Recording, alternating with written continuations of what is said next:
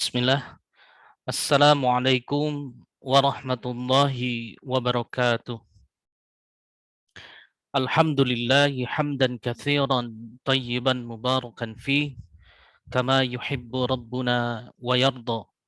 Allahumma salli wa sallim wa barik ala nabiyyina Muhammadin wa ala alihi wa ashabihi wa man tabi'ahum bi ihsanin ila yaumiddin. Fayaqulu subhanahu wa ta'ala fi muhkami tanzilih يا أيها الذين آمنوا اتقوا الله حق تقاته ولا تموتن إلا وأنتم مسلمون يا أيها الناس اتقوا ربكم الذي خلقكم من نفس واحدة وخلق منها زوجها وبث منهما رجالا كثيرا ونساء واتقوا الله الذي تساءلون به والأرحام إن الله كان عليكم رقيبا يا أيها الذين آمنوا اتقوا الله وقولوا قولا شديدا يصلح لكم أعمالكم ويغفر لكم ذنوبكم ومن يطع الله ورسوله فقد فاز فوزا عظيما أما بعد فإن أصدق الحديث كتاب الله وخير الهدي هدي محمد صلى الله عليه وسلم وشر الأمور محدثاتها وكل محدثة بدعة وكل بدعة ضلالة وكل ضلالة في النار. Alhamdulillah, Bapak Ibu, para jamaah Majelis Taklim Ashabul Hijrah rahimani wa rahimakumullah. Kita bersyukur pada Allah Subhanahu wa taala. Salawat serta salam kita haturkan kepada Nabi kita Nabi Muhammad sallallahu alaihi wasallam beserta istri-istri beliau dan sahabat-sahabat beliau yang setia menemani dalam perjalanan dakwahnya. Tentu rasa syukur kita ini kita panjatkan kepada Allah Subhanahu wa taala atas limpahan karunia nikmat iman dan Islam serta dihujamkannya rasa istiqomah di dalam kalbu kita sehingga kita terus tidak bosan-bosannya untuk hadir di majelis ilmu untuk membahas yang mudah-mudahan pembahasan kita ini menjadi pembahasan yang bermanfaat dan menjadi pemberat timbangan amal kebaikan kita kelak di yaumil akhir. Melanjutkan daurah kajian tauhid kita, para jamaah rahimani wa rahimakumullah.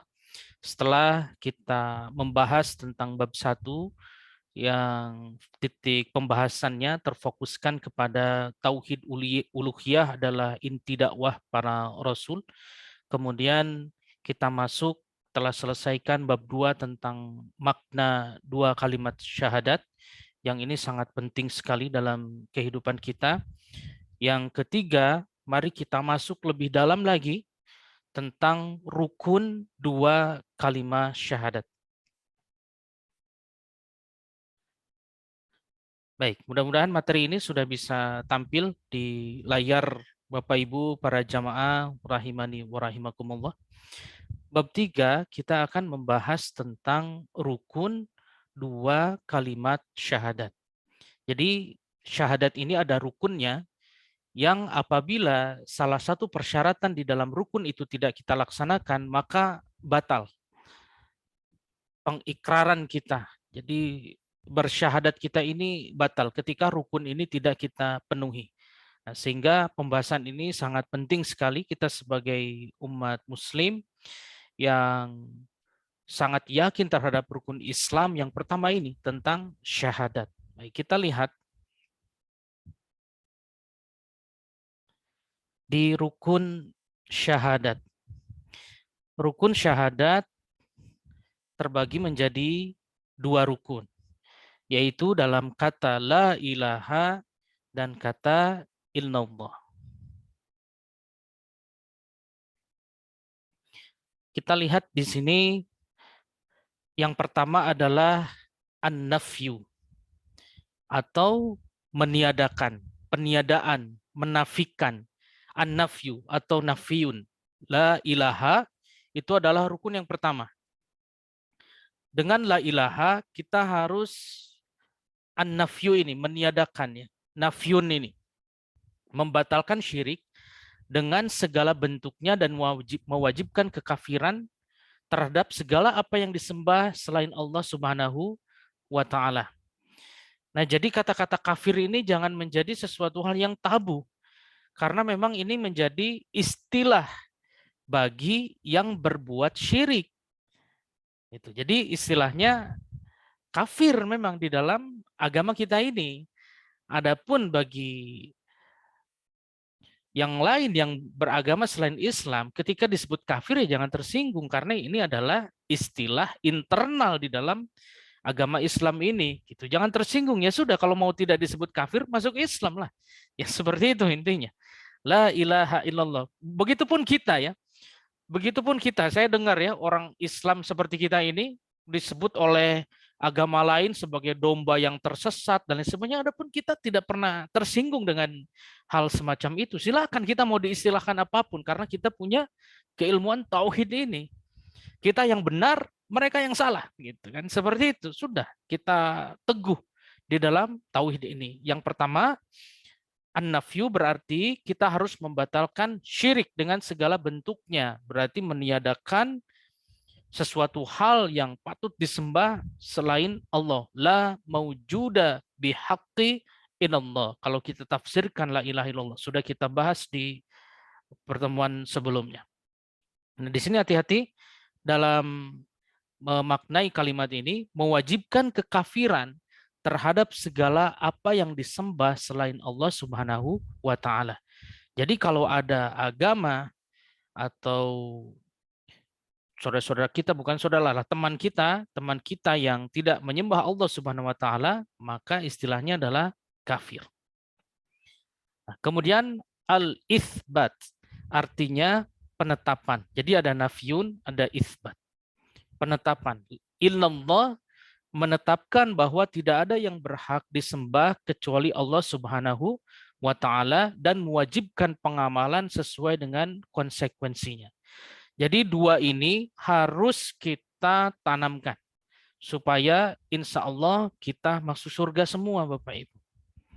Tauhid kita benar pemahamannya. Jadi yang pertama nafyun, yang kedua itsbat. Adapun di tengah-tengah kita ada yang melakukan perihal yang seperti ini. Contoh, dia beribadah. Dia melakukan sholat, berpuasa di bulan Ramadan, menunaikan zakat, tapi pergi ke dukun, misalkan seperti itu.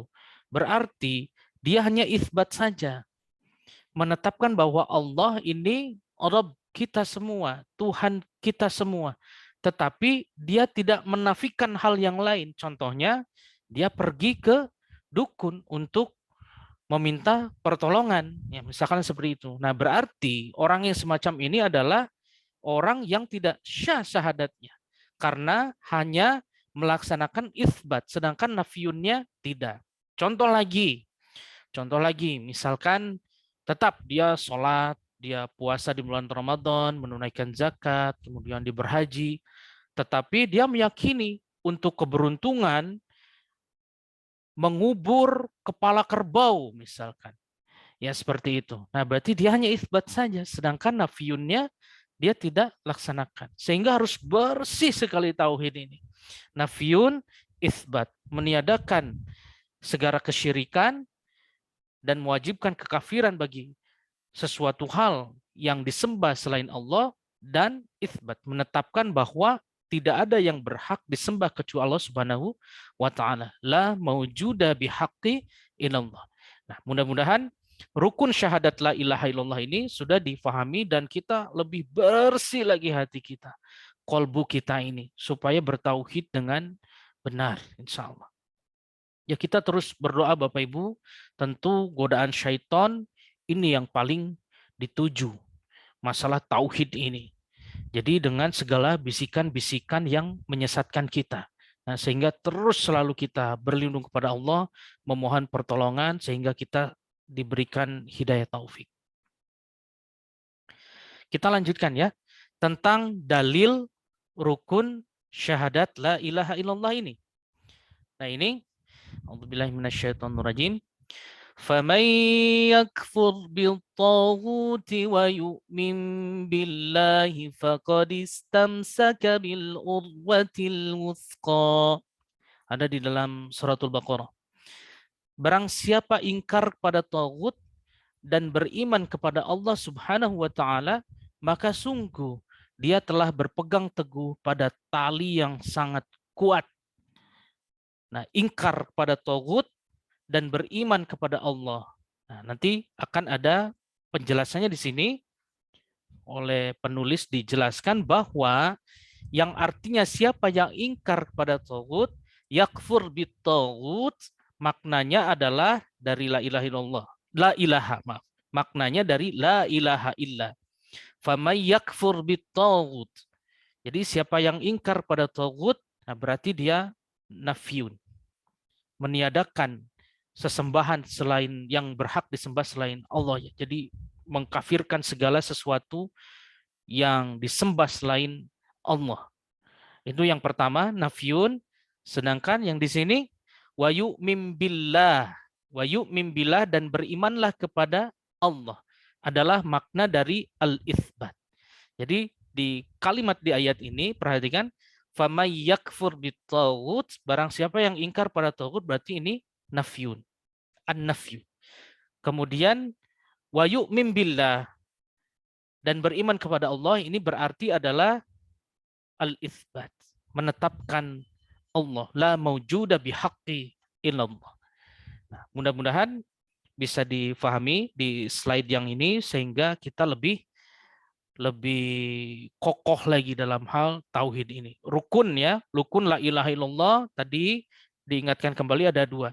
An-nafyu, peniadaan, dan al-itsbat, penetapan. Baik. Tidak boleh dilaksanakan salah satunya. Dua-duanya ini harus karena rukun. Kalau satu tidak dipenuhi maka tidak syah syahadat kita. Baik, kita lanjutkan. Masih di rukun syahadat, tetapi sekarang yang Muhammad dan Rasulullah. Ya, rukun syahadat Muhammad dan Rasulullah ini mempunyai dua rukun, yaitu kalimat abduhu wa rasuluhu, yaitu hamba dan utusannya. Jadi Rasul ini hamba dan utusan. Nah, dua rukun ini menafikan dua pula. Jadi rukunnya abduhu wa rasuluhu. Nabi Muhammad itu adalah kita yakini bahwa beliau adalah hamba Allah dan Rasulnya, utusan Allah. Nah, dua rukun ini menafikan dua hal pula. Yang pertama adalah ifrat, artinya ghulu, berlebih-lebihan. Nah, kita akan bahas ghulu di sini. Ini penyebab Nabi Isa alaihissalam dituhankan. Ini karena ghulu. Mereka tidak menafikan bahwa Nabi Isa adalah hamba dan utusannya. Jadi dianggap orang yang soleh, orang istimewa, sehingga dipuja sebagai Tuhan. Nah, ini berlebih-lebihan. Nah, adapun kita bersyahadat atas Nabi Muhammad SAW harus menafikan yang satu, yaitu ifrat, tidak berlebih-lebihan dalam memuja Sallallahu Alaihi Wasallam. Kemudian yang kedua adalah tafrid, artinya meremehkan pada hak Rasulullah Sallallahu Alaihi Wasallam. Jadi harus pas kadarnya ini. Ketika kita bersyahadat, bersaksi bahwa Nabi Muhammad SAW ini adalah hamba dan Rasul Allah Subhanahu Wa Taala. Jadi ifrat, berlebih-lebihan kita nafikan, dan tafrid juga meremehkan pada hak Rasulullah Sallallahu Alaihi Wasallam. Jadi ada dua hal ini yang harus dinafikan, tidak berlebih-lebihan dan tidak meremehkan pada hak Rasulullah SAW sebagai Nabi dan Rasul yang mulia. Kemudian beliau menambahkan, jadi saya ringkas supaya bisa mudah difahami oleh Bapak Ibu para jamaah sekalian, beliau Shallallahu Alaihi Wasallam adalah hamba dan Rasulnya. Beliau Shallallahu Alaihi Wasallam adalah makhluk yang paling sempurna dalam dua sifat yang mulia ini, sebagai hamba dan sebagai Rasul. Khatamun Nabiyyin wal Mursalin. Nah, itu adalah rukun kepada syahadat Muhammad dan Rasulullah. Mari kita lihat. Nah, ini kita bacakan dulu ya. Bagaimana sifat ghulu ini atau berlebih-lebihan terhadap Nabi kita sehingga menuhankan Nabi. A'udzubillahi minasyaitonir rajim. Kita baca dulu.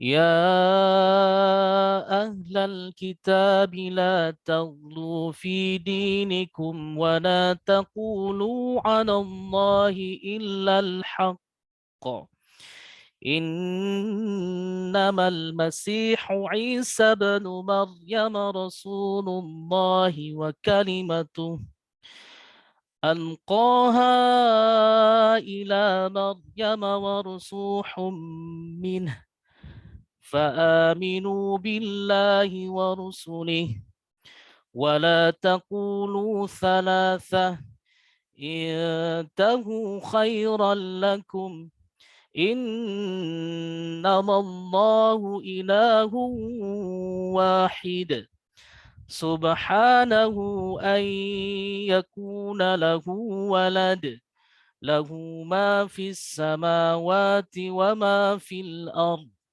وكفى بالله وكيلا. Di dalam surat An-Nisa urutan keempat 171. Ini untuk membantah bahwa Nabi Isa alaihissalam adalah Tuhan. Beliau bukan Tuhan. Beliau adalah Nabi dan Rasul Allah, manusia mulia. Kita baca artinya. Wahai ahli kitab, diseru kepada ahli kitab oleh Allah Subhanahu wa Ta'ala. Jadi sudah dijawab sama Allah sebetulnya. Janganlah kamu melampaui batas. Ghulu. Nih, taghlu, la taghlu. Kalimatnya ghulu sama. Janganlah kamu melampaui batas dalam agamamu. Dan janganlah kamu mengatakan terhadap Allah kecuali yang benar. Sungguh, Al-Masih Isa putra Maryam itu adalah utusan Allah dan yang diciptakan dengan kalimatnya, yang disampaikannya kepada Maryam. Dan dengan tiupan roh darinya, maka berimanlah kepada Allah dan Rasul-Rasulnya. Dan janganlah kamu mengatakan Tuhan itu tiga, Trinitas, tidak ada di dalam Islam. Janganlah kamu mengatakan Tuhan itu tiga. Nih, wala taqulu tsalatsa, ya. Berhentilah dari ucapan itu. Itu akan lebih baik bagimu. Sesungguhnya Allah Tuhan yang Maha Esa, Maha Satu. Maha suci Allah Dia dari anggapan mempunyai anak. Miliknya lah apa yang ada di langit dan apa yang ada di bumi. Dan cukuplah Allah sebagai pelindung. Wa kafa billahi wakila. Jadi tidak perlu lagi lah. Jadi kita untuk diperdebatkan masalah ini. Jadi jelas agama kita adalah agama yang hak. Inna dina indallahil Islam. Sudah dijawab oleh Allah Subhanahu wa Ta'ala di dalam Quran surah An-Nisa urutan keempat ayat ke-171. Apa sebabnya? Ini. Ghulu la taghlu. Makanya Allah di sini memperingatkan, wahai ahli kitab, jangan kamu melampaui batas dalam agamamu. Sudah. Ya, seperti itu.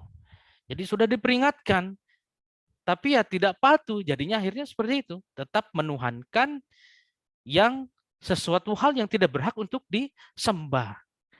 Nah, sehingga jadi kalau kita bersumpah, sumpah kita sebagai hambanya Allah Subhanahu wa Ta'ala itu tidak boleh ghulu. Ada kaidah bersumpah, tidak boleh kita bersumpah ya demi Allah, demi Rasulullah. Allah tidak suka seperti itu.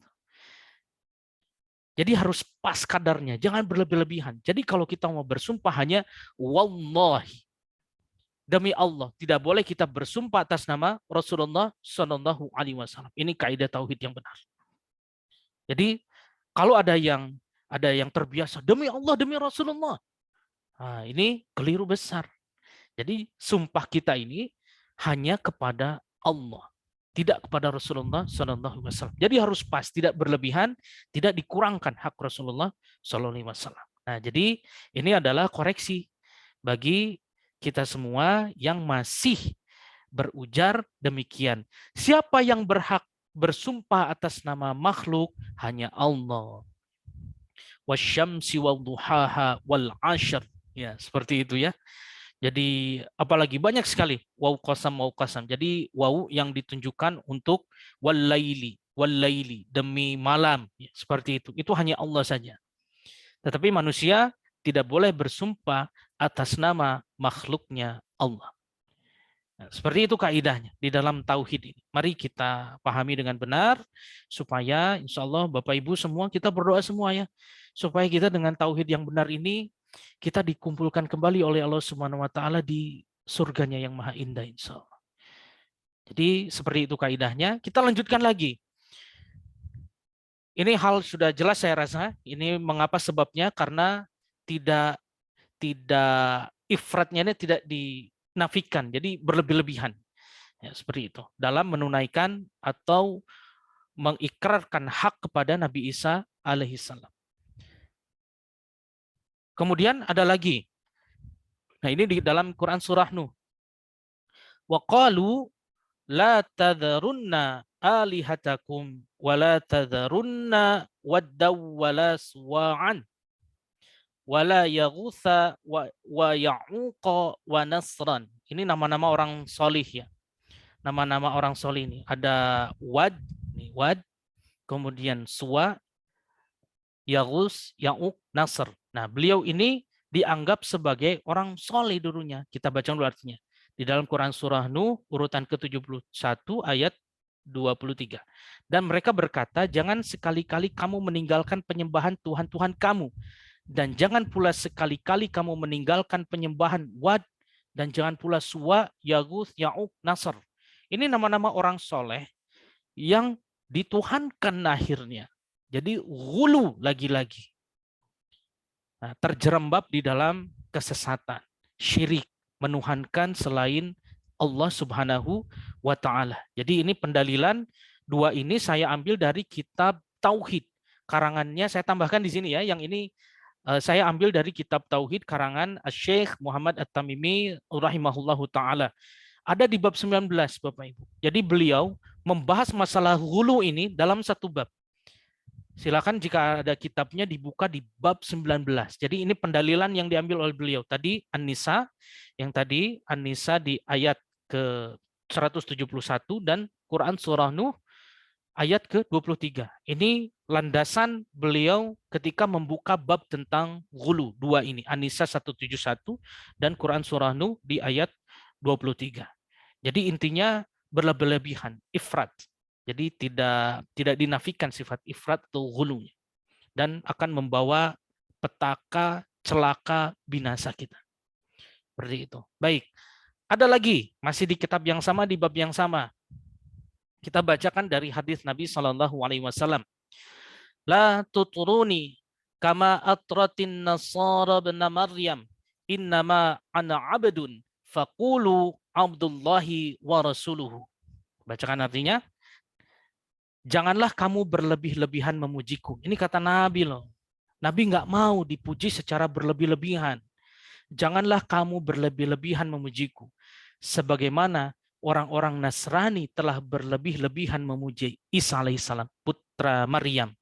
Aku hanyalah hamba. Ini kata Nabi. Innama ana abdun. Aku hanyalah hamba. Sesungguhnya aku hanyalah hamba. Faqulu, maka katakanlah hamba Allah dan Rasulnya. Abdullahi wa Rasul. Hadis riwayat Bukhari dan Muslim muttafaqun alaih diriwayatkan dari sahabat yang mulia Umar bin Khattab radhiyallahu anhu. Jadi ini pesan dari Nabi, la tutruni. Ya, jangan berlebih-lebihan memujiku ini, sesuai dengan kadarnya saja. Sebagai hamba Allah dan Rasulnya. Nah, jangan seperti orang-orang Nasrani di sini ya. Kama atratin nasara ibna Maryam. Nah, innama ana abdun faqulu Abdullahi wa Rasul. Nah, ini kata Nabi Shallallahu alaihi wasallam. Nabi sendiri nggak mau dipuji secara berlebih-lebihan sehingga nanti terjerembab ke dalam ghulu dan akhirnya bisa-bisa jika kita berlebihan menuhankan Rasulullah SAW dan Nabi nggak mau itu dan Allah pun melarangnya ya seperti itu karena haknya bukan di sana, haknya sebagai hamba dan Rasul. Satu lagi ada 3 dalil yang diambil oleh Syekh Muhammad At-Tamimi di dalam bab 19 tentang ghulu ini. Kita bacakan lagi hadis yang selanjutnya. Iyyakum wal ghulu fa innama ahlaka man kana qablakumul ghulu. Kita bacakan artinya. Jauhilah oleh kalian sikap berlebihan memujiku. Karena Sesungguhnya sikap berlebih-lebihan itulah yang telah menghancurkan umat-umat sebelum kalian. Hadis riwayat Ahmad, Tirmidzi, Ibnu Majah dan lainnya dari Ibnu Abbas radhiyallahu anhu. Jadi di sini dikabarkan juga oleh Rasul Shallallahu alaihi wasallam. Jadi ada umat yang menuhankan nabinya, rasulnya itu karena sikap ghulu, berlebih-lebihan. Diulang-ulang terus sikap ini. Sikap ghulu ini dibahas di bab 19 ini. Jadi supaya kita terhindar dari sifat yang berlebih-lebihan ini terhadap hamba dan rasulnya. Jadi disesuaikan saja kadarnya, jangan sampai menuhankan. Nabi SAW mengucapkan ini 3 kali para jamaah. Halakal mutanatti'un, halakal mutanatti'un, halakal mutanatti'un. Ini kata Nabi SAW. Apa artinya? Binasalah orang-orang yang berlebihan tindakannya, binasalah orang-orang yang berlebihan tindakannya, binasalah orang-orang yang berlebihan tindakannya. Diriwayatkan oleh Al-Imam Muslim dari Ibnu Mas'ud radhiyallahu anhu. Jadi ini yang dikabarkan oleh Nabi Shallallahu alaihi wasallam. Nah, sifat ghulu tadi yaitu tadi. Salah satu contohnya ya, demi Allah, demi Rasulullah, Nabi nggak mau. Seperti itu. Ketika kita bersumpah, bertawasul pada Allah.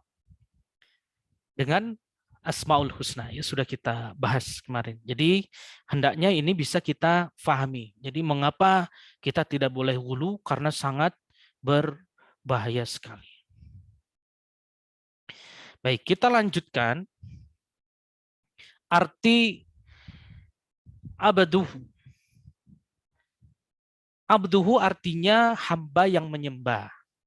Maksudnya beliau Shallallahu alaihi wasallam ini dijelaskan oleh As-Syaikh Dr. Shalih Fauzan As-Syaikh Dr. Shalih bin Fauzan Al-Fauzan. Beliau Nabi Muhammad SAW adalah manusia yang diciptakan dari bahan yang sama dengan bahan ciptaan manusia lainnya. Hal-hal yang berlaku pada orang lain maka berlaku pula pada Rasulullah Shallallahu alaihi wasallam sebagaimana firman Allah Subhanahu wa taala. Nah, ini ayatnya populer ya, insya Allah kita bacakan setiap malam Jumat atau di hari Jumat di Al-Kahfi. Akhir-akhir surah. Qul innama ana basyarum mithlukum. Katakanlah, sesungguhnya aku ini hanyalah seorang manusia seperti kalian. Allah mewahyukan kepada Nabi, katakan kepada umatmu, bahwa Nabi Muhammad SAW ini kata Nabi ketika mewahyukan ini, aku hanyalah seorang manusia seperti kalian. Hanya saja manusia ini diangkat derajatnya Nabi SAW ke derajat yang paling mulia sebagai Nabi dan Rasulullah Sallallahu Alaihi Wasallam. Di dalam Quran surah Al-Kahfi urutan ke-18 ayat ke-110. Nah, ini pendalilan yang diambil oleh pengarang kitab ini, penjelasan syahadat. Jadi jangan berlebih-lebihan. Dikuatkan dengan arti abduhu. Baik. Ubudiyah Rasulullah sallallahu alaihi wasallam. Nabi Muhammad sallallahu alaihi wasallam telah melaksanakan ubudiyah atau peribadahan hanya kepada Allah Subhanahu wa taala dengan sebenar-benarnya. Dan karenanya Allah memujinya. Jadi ini adalah hamba Allah yang paling mulia, Nabi sallallahu alaihi wasallam, sesuai dengan firman-Nya yang pertama, alaihissallahu bikafin abdahu. Bukanlah Allah yang melindungi hambanya Muhammad sallallahu alaihi wasallam. Ini pendalilan yang diambil yang pertama di dalam Quran surah Az-Zumar urutan ke-39 di potongan ayat 36. Alaihissallahu bikafin abdahu. Bukankah Allah yang melindungi hambanya Muhammad SAW? Dilindungi Nabi dari segala macam kesalahan. Karena semua yang sudah kita bahas, semua yang keluar tindakan Nabi, itu semuanya adalah wahyu dari Allah Subhanahu wa Ta'ala. Kemudian bukti lain. Nah, ini di dalam Quran surah Al-Isra. Subhanalladzi asra bi'abdihi lailam minal masjidil harami ilal masjidil aqsa ila akhir ayat. Dinukil ayat ini, Maha Suci Allah yang telah memperjalankan hambanya Muhammad Shallallahu Alaihi Wasallam pada malam hari dari Masjidil Haram hingga ujung ayatnya ya, kita nukil di sini saja. Jadi Al-Mu'alif menukil sampai batas kalimat ini sudah cukup membuktikan di dalam Quran Surah Al-Isra urutan ke-17 ayat yang pertama bahwa Nabi Muhammad Shallallahu Alaihi Wasallam juga beribadah dan tidak ada daya upaya kecuali Allah yang memberikan kekuatan kepada Nabi untuk melaksanakan Isra dan Mi'raj. Mi'raj, sesuatu hal yang menjadi mukjizat salah satunya bagi Nabi Muhammad Shallallahu Alaihi Wasallam. Jadi beliau pun beribadah kepada Allah. Jadi misalkan ada pemahaman-pemahaman yang sudah misalkan ya, ada yang sudah mencapai derajat ma'rifat seperti itu, sehingga sudah mengenal Allah dan dia sudah tidak melekat kewajiban di dalamnya untuk sholat kembali. Bagaimana mungkin? Nabi Muhammad SAW, Rasul Allah, Nabi Allah, yang paling mulia beribadah sampai akhir hayatnya. Bagaimana kita sebagai umatnya beliau bisa menganggap jauh lebih soleh daripada Nabi SAW sehingga tidak perlu sholat lagi? Ini pemahaman yang sesat hadirin. Wa'bud rabbaka hatta ya'tiyakal yakin. Beribadahlah sampai al-yakin menjemput, sampai maut maksudnya. Al-yakin itu, hatta ya'tiyakal yakin, sampai maut menjemput. Jadi nggak ada istilah itu. Ada sampai tingkatan ma'rifat, apalah. Misalkan ada tariqat, kemudian ma'rifat, ada yang semacam itu. Mari, nggak logis. Bagi saya pribadi, nggak logis. Dan saya yakin bagi Bapak Ibu pun itu nggak logis. Bagaimana bisa? Nabi Muhammad SAW beribadah sampai akhir hayatnya. Sholat, puasa, menunaikan haji, bahkan sampai ada haji wada dan sebagainya. Menunaikan, beribadah sampai beliau akhir hayatnya. Begitu. Nah sekarang ada manusia, umatnya Nabi SAW, mengaku sudah mencapai derajat ma'rifat, mengenal Allah, sehingga tidak perlu lagi dan tidak melekat lagi kewajiban kepadanya untuk sholat. Sesat. Mohon maaf. Itu istilah yang paling pas. Sesat. Jadi pemahaman itu tidak usah diikuti hadirin. Jadi mari kita bertauhid yang benar sesuai dalil Al-Quran dan As-Sunnah. Insya Allah seperti itu ya. Satu lagi. Ini Al-Kahfi juga di ayat yang pertama. Quran surah Al-Kahfi urutan ke-18 ayat yang pertama. Alhamdulillahilladzi anzala ala abdihil kitab.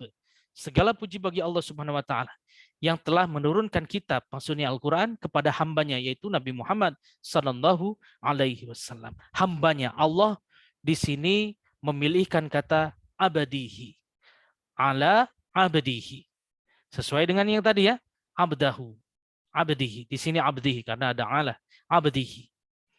Di sini disebutkan abdahu. Subhanalladzi asra bi abdihi. Ini kata-kata abdahu disebut di sini. Az-Zumar, Al-Isra, Al-Kahfi. Bahwa Nabi Muhammad SAW bukan Tuhan, tetapi Nabi dan Rasul SAW yang mulia. Ya, begitu pendalilan yang diambil oleh Al-Mu'alif, Al-Syekh Dr. Saleh bin Fauzan Al-Fauzan. Hafidhahullahu ta'ala. Baik, kita lanjutkan dengan arti Rasul. Rasul artinya orang yang diutus kepada seluruh manusia dengan misi dakwah kepada Allah Subhanahu wa taala sebagai basyir, pemberi kabar gembira, wa nadhir, dan nadhir, pemberi peringatan. Basyira wa nadhira, biasanya di Quran kan seperti pemberi kabar gembira dan pemberi peringatan.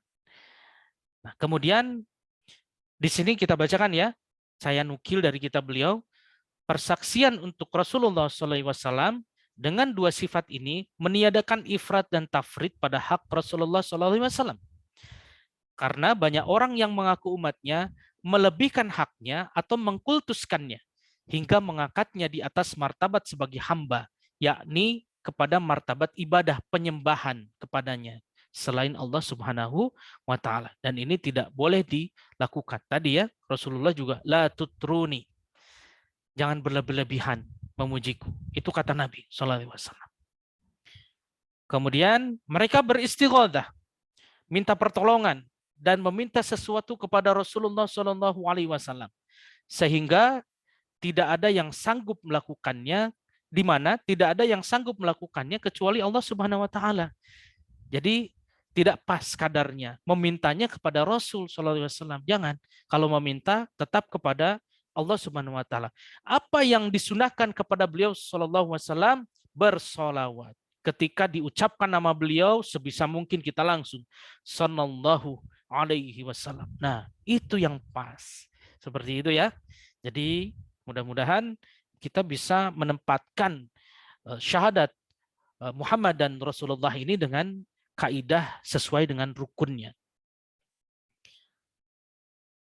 Beliau menulis lagi, tetapi ada sebagian orang yang mengingkari kerasulan dan mengurangi haknya dan memaksakan diri dalam menakwilkan hadis-hadis serta hukum-hukumnya. Naudzubillah min dzalik. Sudahlah. Jadi ini yang tidak boleh kita lakukan. Jadi sesuai kadarnya, beristighatsah, meminta pertolongan kepada Allah Subhanahu wa taala. Seperti itu. Kemudian jangan pula kita mengingkari kerasulan Nabi Shallallahu Alaihi Wasallam dengan salah satu contoh mengaku Nabi baru dan lain sebagainya. Kemudian mengaku ini waliullah, ya boleh segala macam sesuai haknya lah. Tapi kita harus bertauhid dengan baik lah, dengan baik. Contoh misalkan ada yang disebut dengan, mohon maaf ya, ini tauhid kita diuji. Ketika sering sekali kita lihat di media sosial, ada yang seperti mengkultuskan seseorang, bahkan mohon maaf, orang tersebut telanjang dada, merokok, dan lain sebagainya, disembah, dicium tangannya, dan lain sebagainya. Naudzubillah min dzalik. Semoga kita semua dan keluarga terhindar dari perilaku-perilaku yang semacam itu. Bagi saya sudah tidak logis lagi. Sudah tidak masuk di pendalilan-pendalilan yang sudah kita bahas dari bab 1 ke bab 3 ini gitu. Dan wallahu alam, khawatirnya nanti masuk ke bab yang terakhir, di bab yang 6, yaitu pembatal syahadat. Berarti itu sudah keluar dari Islam. Naudzubillah min dzalik. Semoga tidak terjadi bagi kita dan keluarga. Jadi pas gitu ya memposisikan tauhid ini. Itu yang terakhir, pembahasan tentang Rasulullah SAW. Artinya dan beberapa kejadian-kejadian yang terjadi di masyarakat. Barakallahu fikum, jazakumullahu khairan. Sehingga dari materi yang saya sampaikan ini di bab 3 ini sudah mulai masuk ke dalam intinya, karena kita sudah berbicara masalah rukun. Jadi rukun itu tadi saya intisarikan, ketika rukun syahadat la ilaha illallah berarti ada nafyun, menafikan segala sesuatu yang syirik seperti itu ya, dan isbat, menetapkan la maujuda bihaqqi illallah. Tidak ada sesembahan yang berhak disembah selain Allah Subhanahu wa taala. Itu rukun syahadat la ilaha illallah. Kemudian rukun syahadat Muhammad dan Rasulullah, berarti rukun pertama adalah, dua rukun adalah mengakui Nabi Muhammad sebagai hamba. Yang pertama sebagai hamba, abduhu tadi, dan sebagai rasulnya. Kemudian kita harus menafikan dua sifat ifrat dan tafrid. Nah, tadi sudah dijelaskan, semoga bisa bermanfaat dan bisa dipahami oleh Bapak Ibu sekalian sehingga mengokohkan tauhid kita, dan kita berdoa bersama. Semoga Allah Subhanahu wa taala memberikan hidayah taufik, mencurahkan cahayanya kepada kalbu kita dan semakin kokoh terhindar dari syubhat-syubhat yang mengganggu pemahaman tauhid kita. Aqulu qawli hadza wa astaghfirullahu li wa lakum. Subhanakallahumma wa bihamdika asyhadu an la ilaha illa anta astaghfiruka wa atubu ilaik. Assalamualaikum warahmatullahi wabarakatuh.